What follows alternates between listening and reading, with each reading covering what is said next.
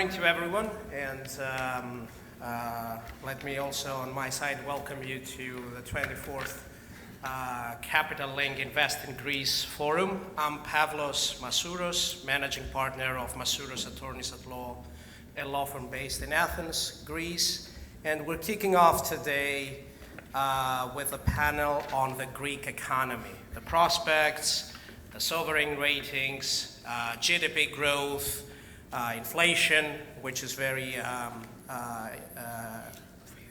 in the agenda. So today we have with us the following esteemed panelists: Michael Arghyrou, who is the chairman of the Council of Economic Advisors of the Hellenic Republic; Tasos, Anastasatos, group chief economist at EUROBANK; and last but not least, of course, Torgerson, co-head of the sovereign ratings with DBRS Morningstar. So I'm going to start right off with Michael, if you don't mind, discussing the GDP growth prospects a bit. So the OECD projects growth in Greece moderating from 5.6% in 2022 to 1.6% in 2023, and a likely trend to continue in moderation 2024. So despite the rebound in tourism, continued fiscal support, consumption is projected to slow 2023, amid, of course, inflation. So the real income that is available to spend will shrink and uncertainty remains. So my question is, as chairman of the Council of Economic Advisors to the Hellenic Republic, what are the plausible strategies that the Council is at the moment discussing, to the extent, of course, you can disclose, to prevent those numbers from reducing any further in 2023, if not to improve them?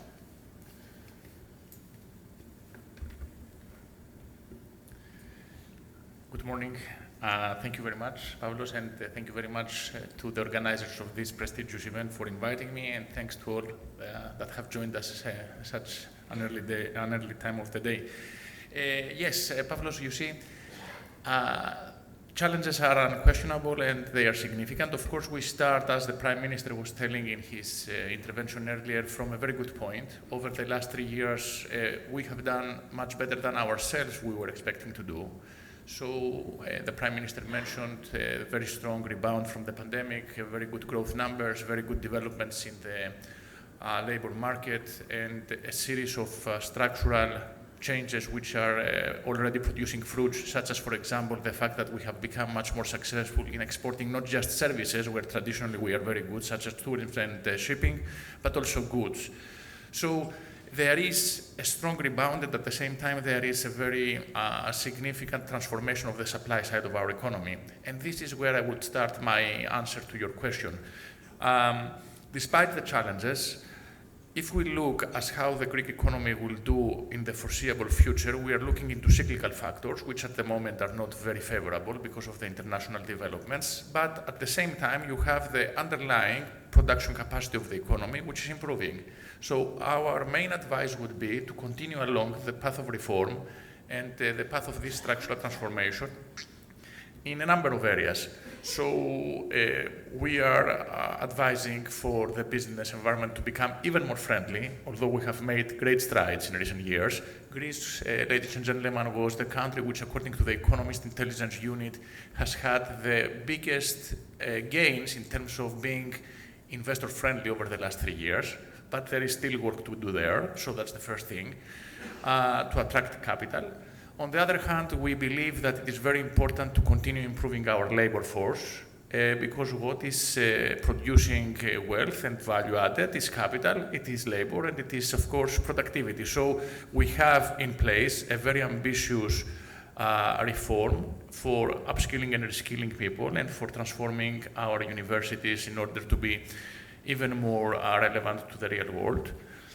And naturally, we believe that the continuation of the transformation of the civil administration is very important. I will give you here just one number so that you see the kind of progress that has been achieved over the recent years. In 2018, Greek citizens and Greek firms had 9 million digital transactions with the Greek state. This year, that approached to 300 million. So that is indeed a very big transformation.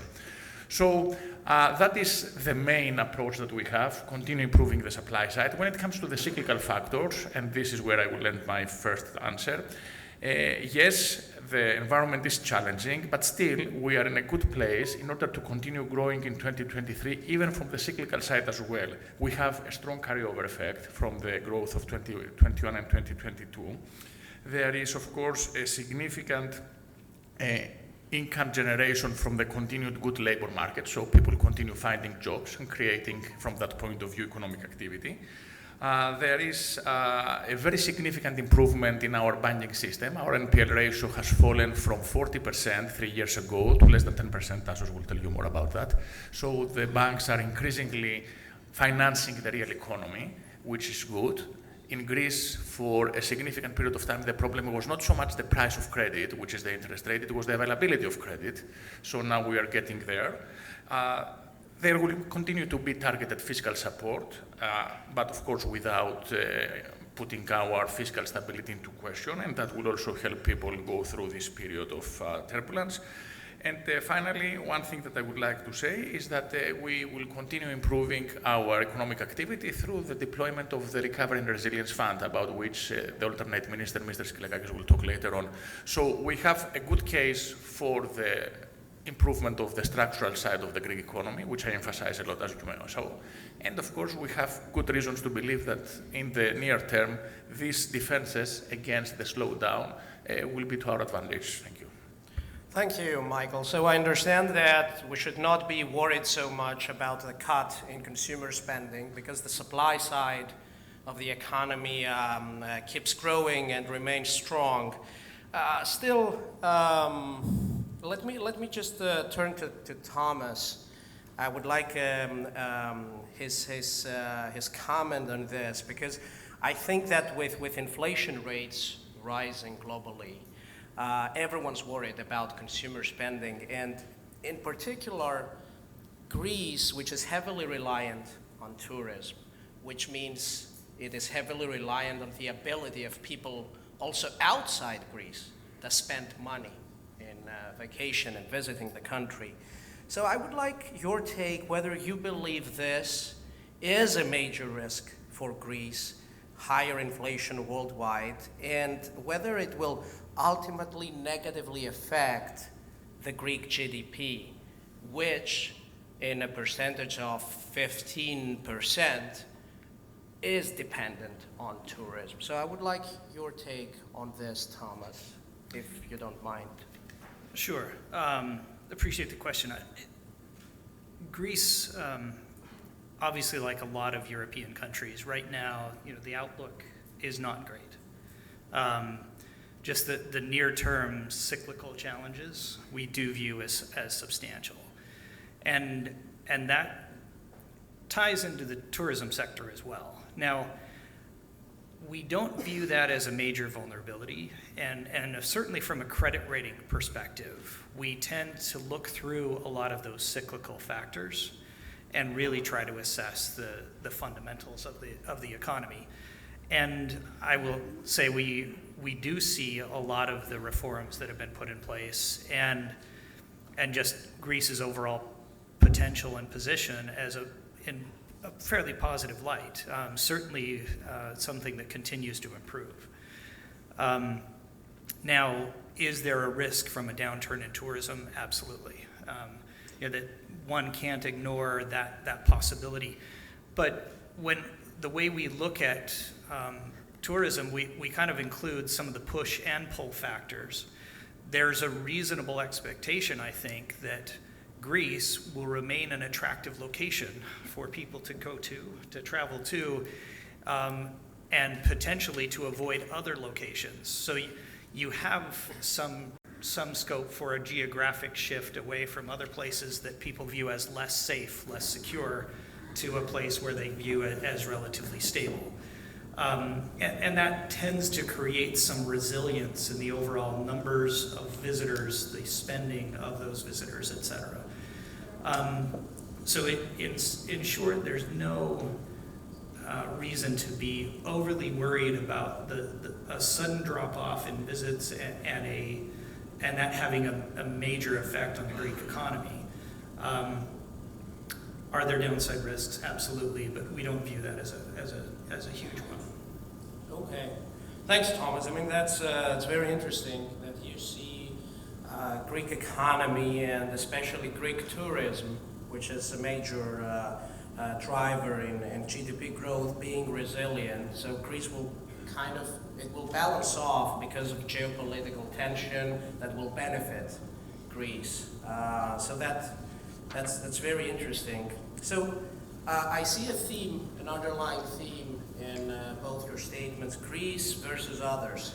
If we're outperforming others, if we're equally good to others or worse. So I would like to turn now to Tasos.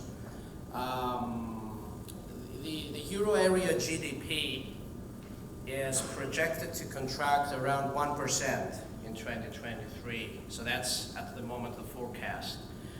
Because of energy supply disruptions that will further reduce activity, especially Germany is going to be affected by this, we read. So would you agree that in these circumstances, Greece will indeed outperform other countries in the region, and in particularly in Eastern Europe, Central Europe, given its lower dependence on natural gas, which seems to be disproportionately affecting other countries in the area? I think there are good reasons why it might, actually. I think we should compare Greece actually to its Eurozone peers. It's a more suitable comparison. So to begin with the Eurozone outlook, the bad news is what you just said. Most likely the Eurozone will be in recession in the first half of 2023. The good news is that most likely this recession is going to prove shallow and short-lived if something very unfavorable doesn't happen regarding Ukraine. So the question is whether Greece can differentiate itself from what's happening to the rest of the Eurozone and post a positive growth in 2023. I would quote at least 4 reasons why this might be the case. First of all, tourism, Thomas already mentioned that.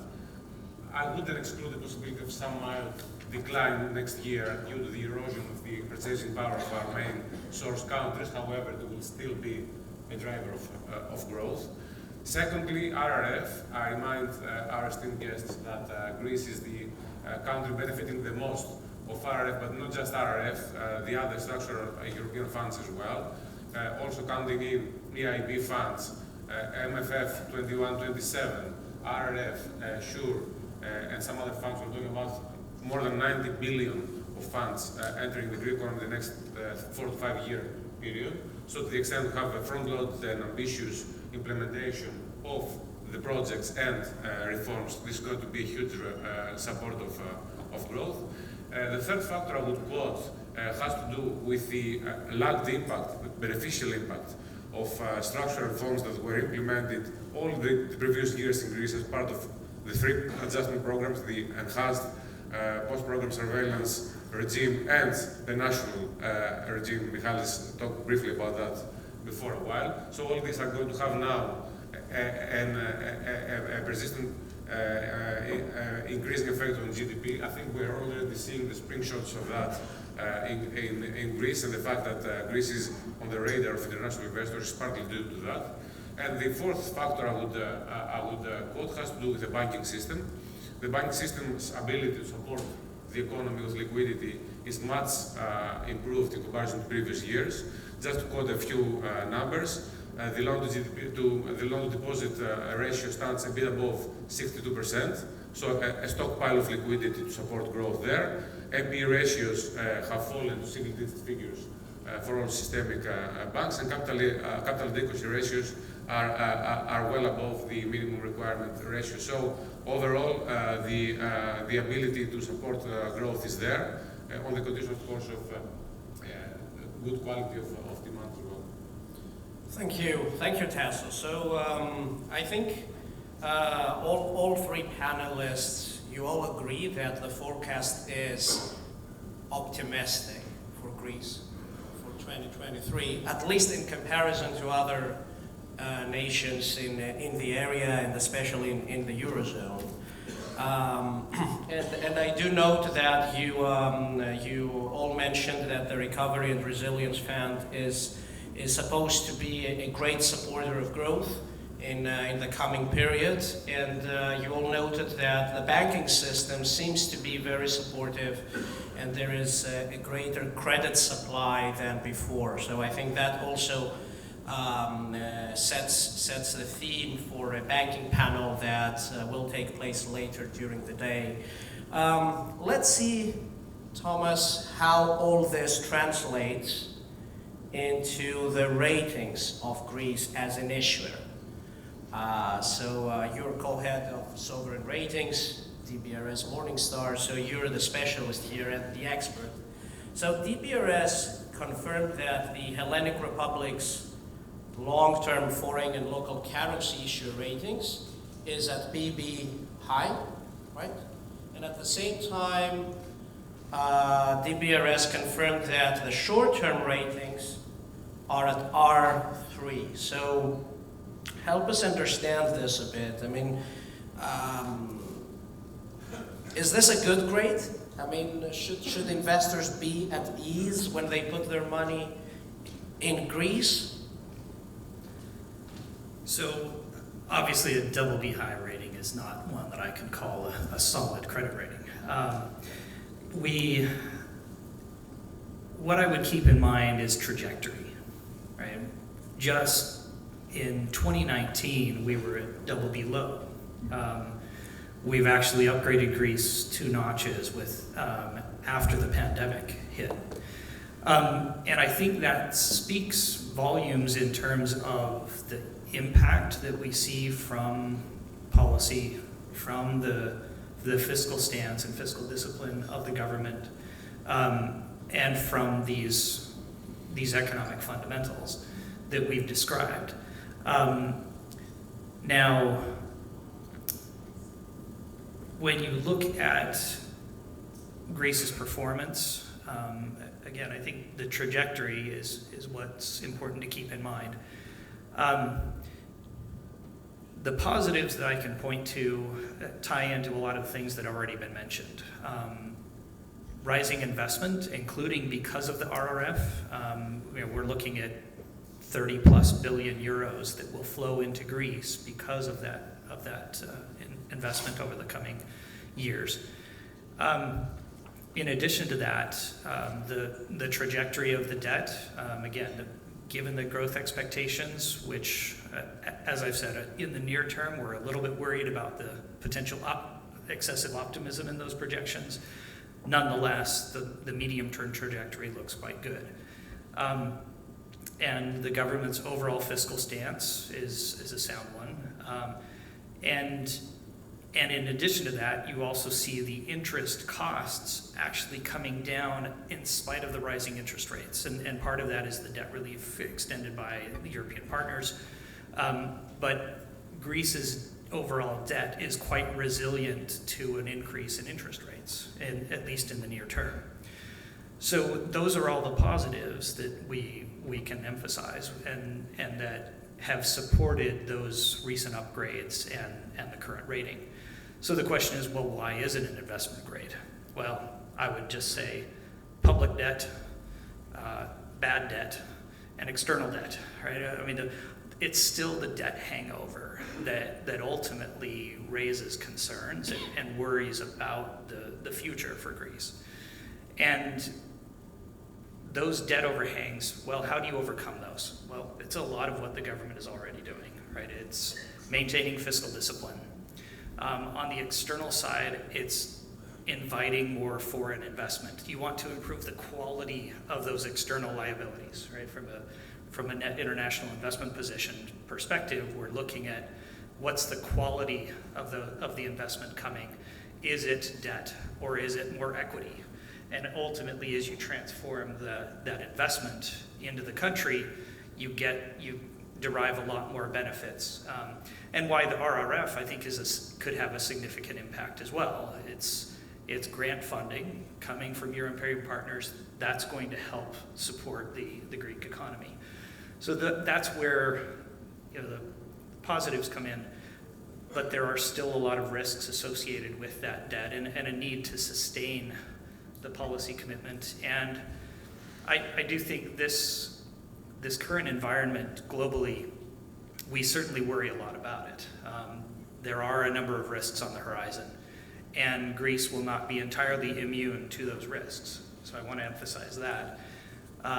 But that just means policies over the next several years will be critically important, and how Greece sustains its fiscal commitments and continues to reform, I think the next few years will be critically important.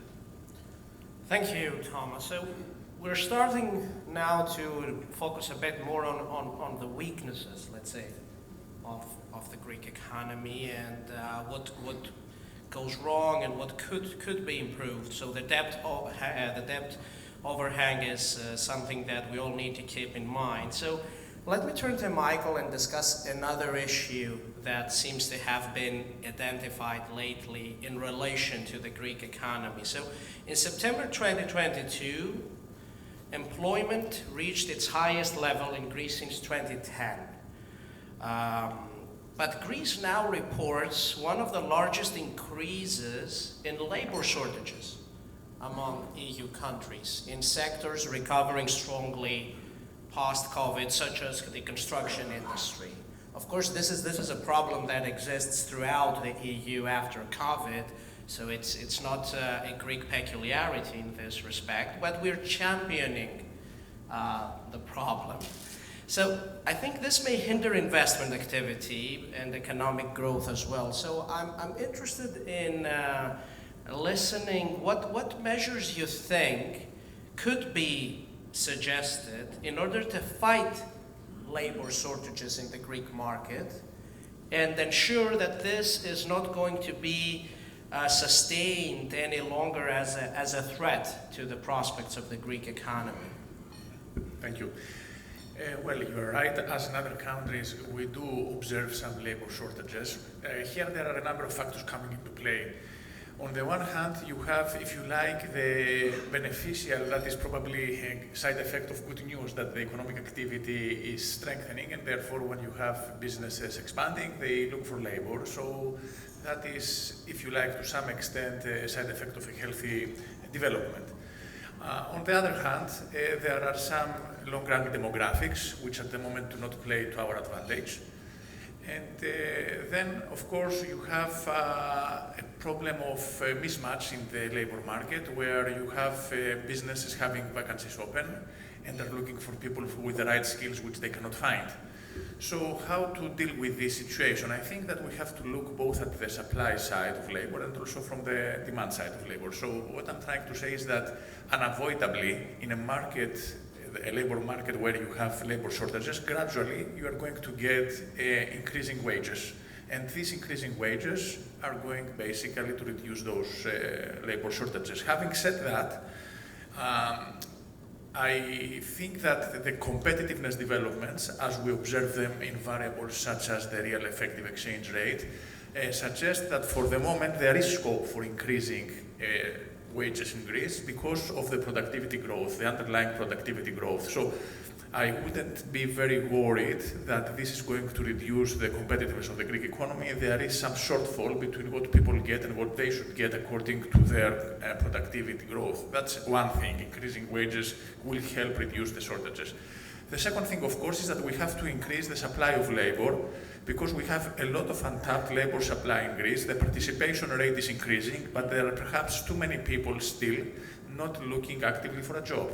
So from the government, what we are trying to do is that we are trying to pass the message, give incentives, that being employed pays off. So we have reduced the labor wage in Greece. So basically we have reduced labor income tax. We have reduced, of course, subject always to fiscal considerations, the insurance contributions that they make. And we have observed that this kind of strategy, making work-life more rewarding, attracts people. So the reduction in unemployment, and that is very significant, is happening while at the same time you have labor market participation increasing. So already there are more people looking for jobs, and already people are finding jobs. And this is particularly satisfying when it comes to women and the youth, two groups that have been very much affected by the previous crisis. And we still have a lot of untapped potential there to attract these people into the labor market. And the third thing that I would like to highlight is that during the crisis years, a lot of very talented, highly educated, and very productive Greeks went abroad, including the United States, of course. So we do have a diaspora which can come back with very good skills and very good contribution to make. And we are giving them tax incentives, so they return, and they have already started returning. And moving forward, we have, and I already mentioned this, a very ambitious upskilling and reskilling program in the RRF, which is trying to make a good contribution towards bridging this skills mismatch problem that I mentioned before. So overall, I think that you're right in highlighting that there is at the moment in the Greek labor market a dynamic which is partly the result of growth, partly the result of legacy problems. And overall, I think that we have in place the good guiding principles in order to cover that. And we will continue, of course, thinking always ways through which to make this policy mix even more tailored and even more efficient. Thank you, Michael. So I think also you pointed to an issue that is a big problem throughout the grown, mature economies of the EU demographics. I mean, the construction industry requires young people, a young labor force, and demographics in Greece doesn't help. But I think the same issue, there are many economies in the EU that are facing the same issue. And economic policy, of course, is not sufficient to address this challenge. But I've made a good note of the fact that you see this as a sign of a healthy economy. So it's the optimistic side of it, that the businesses grow faster than the rate at which labor force finds its way, and that there is also a reversal of the brain drain effect which we experienced in the past decade. So tax incentives do work, at least for the time being. Still focusing on the challenges that the Greek economy is facing at the moment, Tasos.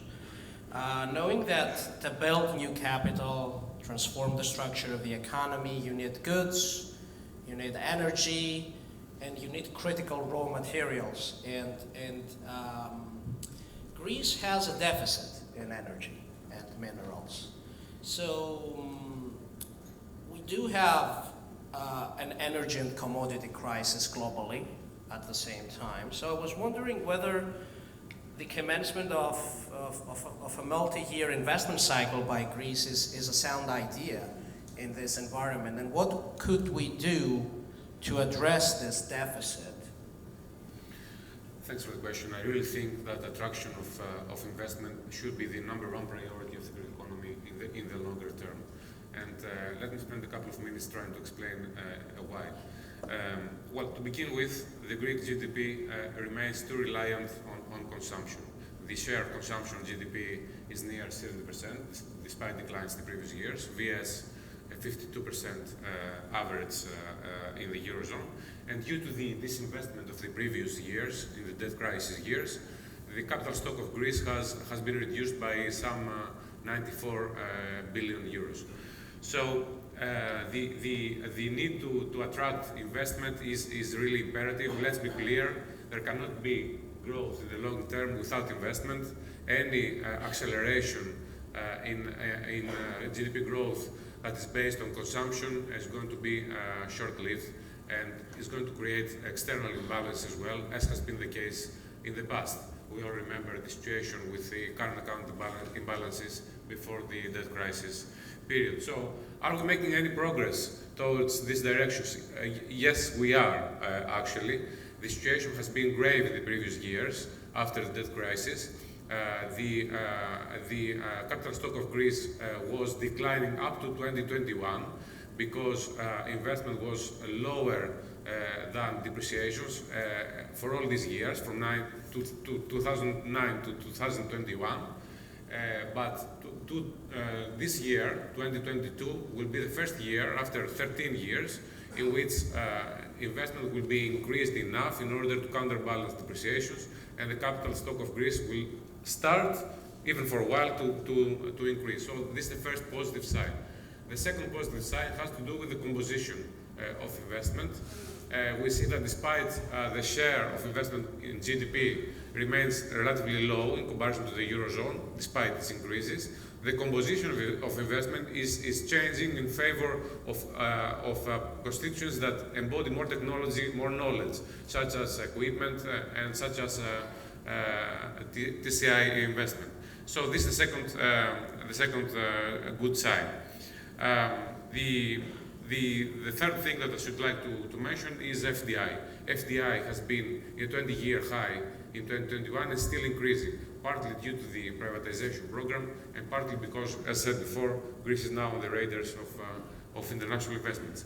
There is a lot of work to be done until we approach the Eurozone average share of capital on investment on GDP. However, the potential is there. Allow me 1 minute just to mention a study that is going to be published actually tomorrow, co-signed by the CEO of EUROBANK, Mr. Karavias, and myself, which proposes 5 pillars of activity, 5 clusters of activity, in which there is already manifested interest in investment in Greece, and we think will be the drivers of growth in the years ahead, with the list not being exhaustive, of course. So, pillar number 1, infrastructure, real estate and urban regeneration projects. Pillar number 2, energy and green transition investment. Pillar number 3, investments in communications, informatics and transports. And pillar number 4, tourism, wellness and hotel segments. And pillar number 5, selected segments of manufacturing, including food processing, metals, pharmaceuticals and chemicals, just to name a few. So what the study has done is that it has accumulated all the projects that are now either starting or at a mature phase of their planning. We have identified projects worth 38.7 billion, projects above 50 million each. And we have estimated that upon their completion in a 3 to 5 year period, these projects can increase Greek GDP under plausible assumptions from a 47 billion in a 10-year period to more than 88 billion in a 20-year period, and more than 420,000 people will be employed in activities related to these projects. So, to wit, this is to say that the potential is there.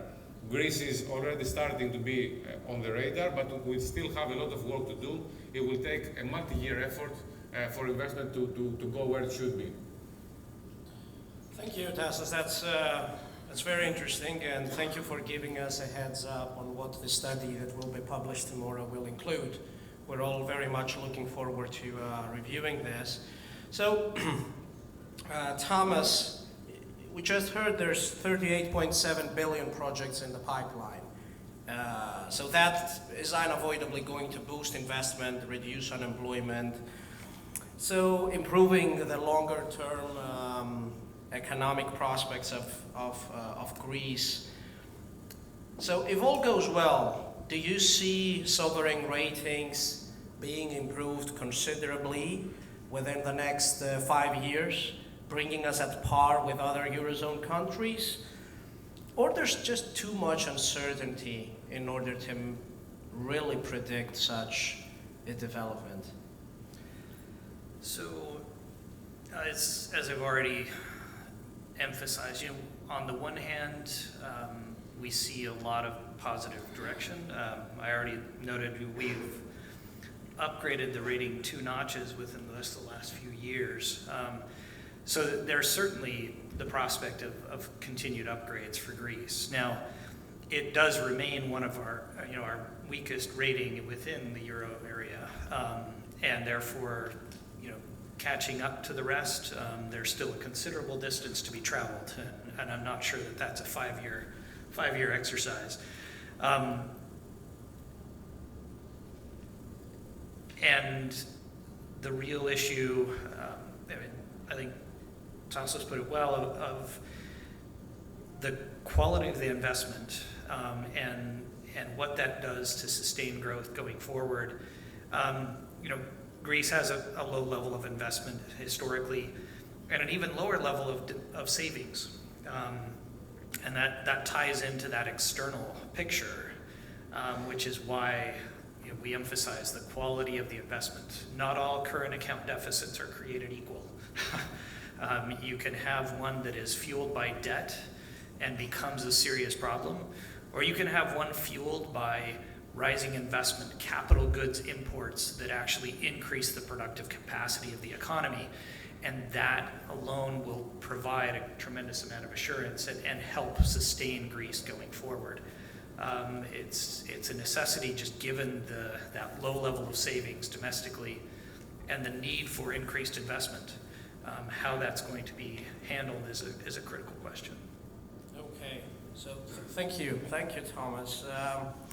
Michael, we just heard there's traditionally a low level of savings in the Greek economy, and that worries me that inflation is going to eat a bit more of this already low level of savings. So we do hear that Greece will experience a lower inflation rate than the others, but in this environment and with these factors in place, do you think that investors investing in Greek securities should remain calm and confident, or there's too much uncertainty? Well, I suppose that the audience is coming from the business community to a large extent, and all investments and all entrepreneurial activities involve an element of risk and an element of uncertainty. But I think that right now, Greece, for investment purposes, would be a very well-calculated risk, so to speak. Because if you would allow me, as a general chapeau comment, it is a country that provides the advantages and the growth opportunities of an emerging market with the stability and the predictability of an industrialized European Union member state. So if you like, right now at this particular juncture, for people who are looking to make money, Greece offers the best of both worlds. Let me very briefly cite 5 distinct advantages that we think Greece has right now for financial as well as for real investment. The first one is that unlike the relatively recent past, Greece has a pro-business government that has turned around the economy already. We were discussing about this. Over the last 3 years, we have had very well-known industrial household names investing in Greece, like Microsoft, like Amazon, like many others. So these people are investing with a long-term perspective. They see something. So that's the first one. There is a pro-business government in place, and there is political stability in the country. You can see that the government, despite everything that is happening around us, continues to maintain very strong popular support. So you have the ownership of this reform agenda at the grassroots level. The third thing I would like to say is that, and as Tasos mentioned before, for many years now, for the first time in many years, we have money to invest in the growth of our economy. So it is tremendous to think that the level of funds that will flow into Greece over the next 7 years are double in size the Marshall Plan that we received back in the 50s. So this is a tremendous opportunity for Greece. The fourth thing is that, and we should not forget that, we are a country that is part of the euro, although there is inflation now in the euro area. The euro area has a very credible central bank, so you will be doing business in a low inflation, low currency risk place. And the fifth thing is that we are a very committed Western ally. Investment in Greece is safe. It does not in any way is subject to the political developments that can be observed in other places where the governance is much more volatile and much less predictable.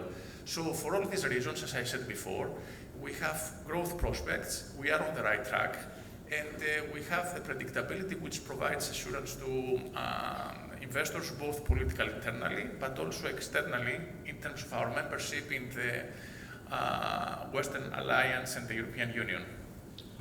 Okay, thank you. Thank you, Michael. So since we only have like 30 seconds left, let me just wrap it up and sort of summarize what has been said. So I think all of the panelists here are very optimistic about the prospects of Greece. There's a lot of work to be done. You all mentioned that, but it seems we're on the right track. Everyone seems to be counting a lot on the funds that will flow in from the Recovery and Resilience Fund. As Michael just said, this is the equivalent of the Marshall Plan that we had in the 1950s. But there's still many weaknesses that have to be addressed, and I also note Thomas's take that it will take more than 5 years to cover the distance with other well-developed European nations, which we have unfortunately been left behind due to the plague, the economic plague we experienced in the past 10 years. So gentlemen, I would like to thank you very much for being with us this morning and these very interesting remarks you made, and thank you all for your attention, and I'm looking forward to a very interesting day ahead. So thank you very much.